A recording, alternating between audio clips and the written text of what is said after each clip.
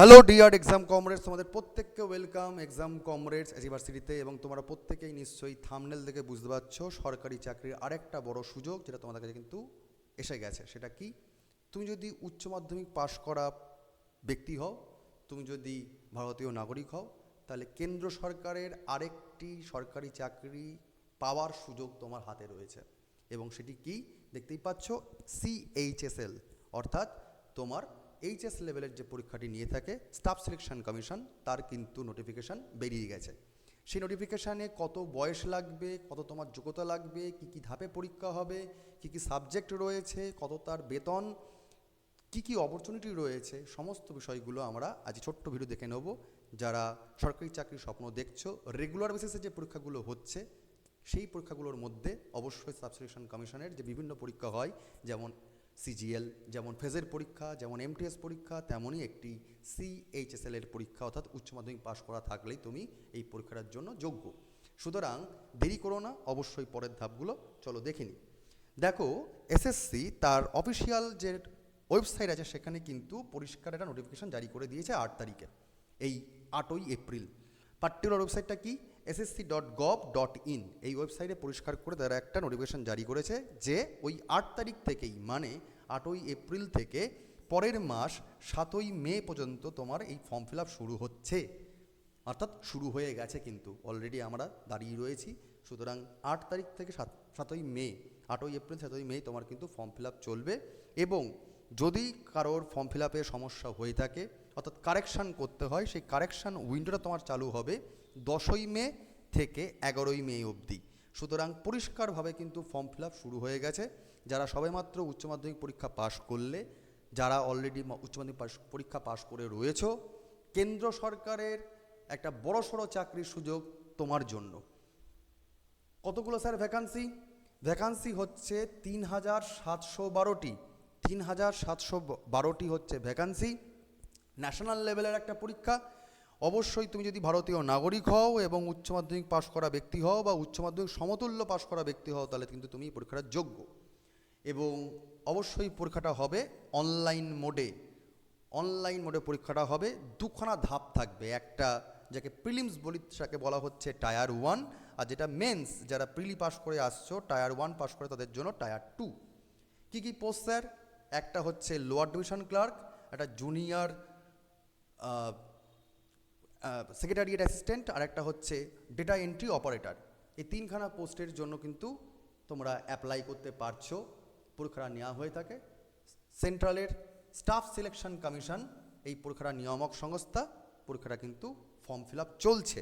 কবে থেকে কবে আমি আরেকবার বলে দিই, খেয়াল রাখো অবশ্যই। একবার ডেট চলে গেলে আবার তো ফর্ম ফিল আপ করতে পারবে না। 8ই এপ্রিল থেকে শুরু হয়ে গেছে, 7ই মে 2024 সাল, এর মধ্যে তোমাকে ফর্ম ফিল আপ করতে হবে। বাবা দেরি করো না, ফর্ম ফিল আপটা করে ফেল, ঠিক আছে? উচ্চ মাধ্যমিক পাস হলেই কিন্তু তোমরা এই ফর্ম ফিল আপ করতে পারো 8 তারিখ থেকে 7 তারিখের মধ্যে। এবং বলে দিচ্ছে তারিখ কবে হবে, পরীক্ষা কবে হবে। এসএসসি কিন্তু দেরি করে পরীক্ষা নেয়ও না, দেরি করে রেজাল্টও বার করে না, দেরি করে চাকরির রিক্রুটমেন্টও করে না। সুতরাং তুমি যদি পড়াশোনা ঠিকঠাক করে থাকো, তোমার সরকারি চাকরি সত্যিই স্বপ্ন খুব দ্রুত সম্পন্ন হবে। সুতরাং সেটা যদি পেতে হয়, তোমাকে শুধু ফর্ম ফিল আপ করতে হবে, লাগাতার পড়াশোনা করতে হবে। টেন্টেটিভ ডেট বলে দেওয়াই হয়েছে এসএসসির তরফ থেকে, পরীক্ষাটা হতে পারে জুন জুলাই মাস নাগাদ। এবং বলছে 1 তারিখ থেকে 12ই জুলাই, 1 তারিখ থেকে 12ই জুলাই 2024 সালের মধ্যেই কিন্তু এই টায়ার 1 এক্সামটা হবে। আর এই ধাপে যদি পাশ করতে পারো, তাহলে অবশ্যই তুমি পরের ধাপের জন্য যোগ্য বিবেচিত হবে। এবং সেটাও কিন্তু খুব দ্রুতই বলে দেবে এসএসসি কবে পরীক্ষাটা হবে, টায়ার 2টা। এবার যদি দেখি যে স্যার কত লাগছে ফর্ম ফিল আপ করতে, যারা জেনারেল ক্যাটাগরিতে রয়েছে তাদের জন্য লাগবে 100 টাকা। আর যারা ফিমেল ক্যান্ডিডেট, সে জেনারেল হও আর যাই হও না কেন, ফিমেল ক্যান্ডিডেট, যারা SC ST, যারা ফিজিক্যালি চ্যালেঞ্জড, যারা এক্স সার্ভিসম্যান, তাদের জন্য তোমার কোনো রকম ফিজ লাগবেই না। সুতরাং দেরি করো না, বারবার করে বলছি বাবা, HS লেভেল পাস করে থাকলে অবশ্যই ফর্মটা ফিল আপ করে দাও। আর বয়স কত লাগবে স্যার? বয়সের দিতে যোগ্যতা কতখানি লাগবে? 18 থেকে 27 বছর বয়স। 18 থেকে 27 ইয়ার্স তোমার যদি বয়স হয়ে থাকেই, তাহলেই তুমি যোগ্য। এবার যারা SC ST, যারা OBC, তাদের যেমন বয়সের ছাড় থাকে। OBCর ক্ষেত্রে যেমন 3 বছর, SC SC ক্ষেত্রে যেমন 5 বছর, এরকম যেমন ছাড় থাকার তেমন ছাড় থাকবে। মোটামুটি কি বলছে, 2/8/1997 আগে যারা জন্মগ্রহণ করেনি আর 1/8/2006 সালের পরে যারা জন্মগ্রহণ করেনি, তার মানেই স্যার 18 থেকে 27 বছর বয়স যাদের বয়সের মধ্যে রয়েছে তারা কিন্তু ফর্মটা ফিল আপ করার জন্য যোগ্য। আর তুমি যদি SC ST OBC হও তাহলে যা যেমন ছাড় থাকে 3-5 বছরের গল্প, তুমি সেই ছাড়টা পেয়ে যাচ্ছ। আবার বলছি, বড় সুযোগ বাবা, তোরা যারা জানিস পরীক্ষা দিস তারা কিন্তু মনে করে পরীক্ষাটা দিয়ে ফেলিস। আবার বলছি, পরীক্ষাটা স্যার কীরকম বেসড পরীক্ষা হবে, কম্পিউটার বেসড অনলাইন এক্সাম হবে। কম্পিউটার বেসড অনলাইন এক্সাম হবে। যারা সবে উচ্চ মাধ্যমিক গত বছর দিয়েছো তাদের জন্য বলা, কারণ তারা তো এখনও কলেজ জীবনটা পার করোনি, তারা অতটাও খবর রাখো কিনা মুশকিল। বিশেষ করে পশ্চিমবাংলার কালচার, এখনও তো কলেজে উঠেছি, ডানাফানা গজাচ্ছি, এদিক ওদিক করবো, ফেস্ট করবো, তাদের জন্য বলে রাখা বাবা যে চাকরি বাকরি, নিজের কেরিয়ার নিজের মতো করে সামলানোর চেষ্টা কর, খুব দ্রুত পড়াশোনা করার চেষ্টা কর, যাতে আগের থেকে তৈরি হয়ে নে, যাতে চাকরি জীবনে নিজের পায়ে প্রতিষ্ঠিত হওয়ার জন্য, নিজেকে আর্থিকভাবে স্বাবলম্বী করে দেওয়ার জন্য, যাতে বাদবাকি জীবনের অন্যান্য যে আসপেক্টসগুলো রয়েছে সেগুলো ফুলফিল করার জন্য কিন্তু পড়াশোনা করতে হবে। আগের থেকে চাকরি বাকরির জন্য পড়াশোনা করতে হবে, দেরি করলে দেরি হয়ে যায়। আচ্ছা, টায়ার 1-এর জন্য স্যার এটাও কম্পিউটার বেস এক্সাম হবে অনলাইন মোডে। আর যারা টায়ার 2 মানে যারা পাস করবে টায়ার 1টা, পরের যে পরীক্ষাটা হবে এরপরে, তার জন্য কিন্তু দুবার করে ফর্ম ফিল আপ করতে হয় না, একটাই ফর্ম ফিল আপ, পাস করলে পরের ধাপ মেন্স আর কি এটা। তো তার জন্য তোমাকে আবার সেই কম্পিউটার বেস এক্সামই দিতে হবে। কম্পিউটার বেস এক্সাম বলতে কম্পিউটারের মধ্যে কম্পিউটারের দিয়ে এক্সাম হয়, খাতায় কলমে পরীক্ষা নয়, এটা সিবিটি টেস্ট বলা হয়। আচ্ছা, পরীক্ষার স্যার সিলেবাসটা কি, পরীক্ষার সিলেবাসটা দেখতে পাচ্ছ, এই টায়ার 1-এর জন্য সিলেবাসটা স্যার পরিষ্কার করে দেওয়া আছে। আমি আবার বলছি, টায়ার 1-এর জন্য সিলেবাস, এটা সিলেবাস নয়, সেগমেন্টেশনগুলোকে দেখে নাও। এখানে থাকবে স্যার জেনারেল ইন্টেলিজেন্স, যাকে স্যার আমরা বলে থাকি রিজনিং। এই রিজনিংয়ের জন্য তোমার পরীক্ষায় কোশ্চেন থাকবে 25টা, এবং প্রতিটা কোশ্চেনের জন্য তোমার 2 নাম্বার করে রয়েছে, অর্থাৎ 50 নাম্বারের তুমি কোশ্চেন পাবে এখানে। জেনারেল অ্যাওয়ারনেস, যাকে আমরা সোকল্ড বলে থাকি, জিকে এবং কারেন্ট অ্যাফেয়ার্স সমস্ত মিলিয়ে, ইতিহাস, ভূগোল, কনস্টিটিউশন, ইকোনমি, সায়েন্সের বিষয়গুলো সমস্ত মিলিয়ে তোমার কোশ্চেন থাকবে 25টা, এবং সেখানে তোমার নাম্বার থাকবে প্রতিটা কোশ্চেনে 2 নম্বর, অর্থাৎ 50 নম্বরের কোশ্চেন। একই রকমভাবে তোমার কোয়ান্টিটিভ অ্যাপটিটিউড অর্থাৎ অঙ্ক থাকবে, যেখানে মূলত জোর দেওয়া হবে অ্যারিথমেটিকের ওপর, অর্থাৎ পাটিগণিতের ওপর জোর দেওয়া হবে। তার মানে এটা নয় যে শুধু অ্যারিথমেটিকই আসে, সঙ্গে সঙ্গে কিন্তু অ্যাডভান্স লেভেলের অঙ্কও কিছু না কিছু আসে। তো সেটাও থাকবে তোমার 25 নম্বরের কোশ্চেন, 25টা কোশ্চেন থাকবে, এবং 2 নাম্বার করে কোশ্চেন মার্কস হলে টোটাল থাকবে 50 নম্বরের অঙ্ক। আর ইংরাজি গ্রামার, ইংরাজি ল্যাঙ্গুয়েজের ওপর কোশ্চেন থাকবে সেই 25টা কোশ্চেন, এবং সেটাও 2 নাম্বার করে টোটাল নাম্বার 50 নম্বরের কোশ্চেন থাকবে। অর্থাৎ টোটাল এই 4টে সেগমেন্টেশন মিলিয়ে টোটাল 100খানা কোশ্চেন, আর কোশ্চেনের পরীক্ষাটা হবে 200 মার্কসের পরীক্ষা হবে। ঠিক আছে, 200 মার্কসের পরীক্ষা হবে। সব থেকে ইম্পর্টেন্ট যে বিষয়টা, স্যার কোনো সমস্যা নেই কম্পিউটারে পরীক্ষা হবে, কিন্তু বাবু এতগুলো কোশ্চেন, এই 100টা কোশ্চেন তোমাকে যদি ঠিকঠাক করে MCQ বেস অর্থাৎ অবজেক্টিভ মানে মাল্টিপল চয়েস কোশ্চেন করতে হয়, তবুও তোমার হাতে স্পিড রাখতে হবে। অর্থাৎ মাত্র 1 ঘন্টার পরীক্ষা হবে, 60 মিনিট, 1 ঘন্টার পরীক্ষা হবে। তো যথেষ্ট রকম প্র্যাকটিস না থাকলে, তোমার বেসিক কনসেপ্ট ক্লিয়ার না থাকলে তোমার কিন্তু পরীক্ষায় পাশ করা যাবে না। যারা দীর্ঘদিন ধরে চাকরি বাকরির জন্য পড়াশোনা করছো তারা জানো যে পয়েন্ট সামথিংয়ের জন্য কেটে বাদ হয়ে যাও। সুতরাং তোমাকে সত্যি শিখে প্র্যাকটিস করে রুটিন মেনে পড়াশোনা করে তোমাকে তার জন্য কিন্তু তৈরি হতে হবে, ক্লাস টেস্ট, মক টেস্ট দিয়ে। আমরা যদি ওভারঅল সিলেবাসটা দেখি, স্যার সিলেবাস কী আছে প্রতিটা বিষয়ের, আমি আলাদা করে এত কিছু ডিটেল বলছি না, তোমরা ওয়েবসাইটে পেয়ে যাবে, অথবা তোমরা আবার বলছি টেলিগ্রাম গ্রুপে জয়েন করে যাও। দেখো প্রথম কমেন্টে দেওয়া আছে টেলিগ্রাম গ্রুপের লিঙ্ক, সেখানে গিয়ে ডিটেল লিঙ্কটা পেয়ে যাচ্ছ। টেলিগ্রাম গ্রুপে যদি দেখতে পাও, বা আমাদের যদি অফিসিয়াল ওয়েবসাইটে চলে যাও তুমি, SSCর অফিসিয়াল ওয়েবসাইটে, তুমি দেখতে পাচ্ছ যে সিলেবাসটা কী দেওয়া আছে। SSC পরিষ্কার করে বলেই দিচ্ছে যে 4টে ধাপে পরীক্ষা হবে, তার জন্য ইংলিশ ল্যাঙ্গুয়েজে তোমার থাকবে নানা রকম জিনিস, যেমন এরর কানেকশান, সিনোনিম, অ্যান্টোনিম, এইসব বিষয়গতপত্রগুলো থাকছে। আরও ডিটেল বলছি না, সেরকমভাবেই অঙ্কে থাকবে, যেমন মেনসুরেশন, দেখো অ্যাডভান্স লেভেলের জিনিস, ট্রিকোনোমেট্রি, স্ট্যাটিস্টিক্যাল চ্যাটস বা নাম্বার সিস্টেম, অ্যারিথমেটিক থাকবে, অ্যালজেব্রা থাকবে, জিওমেট্রি থাকবে।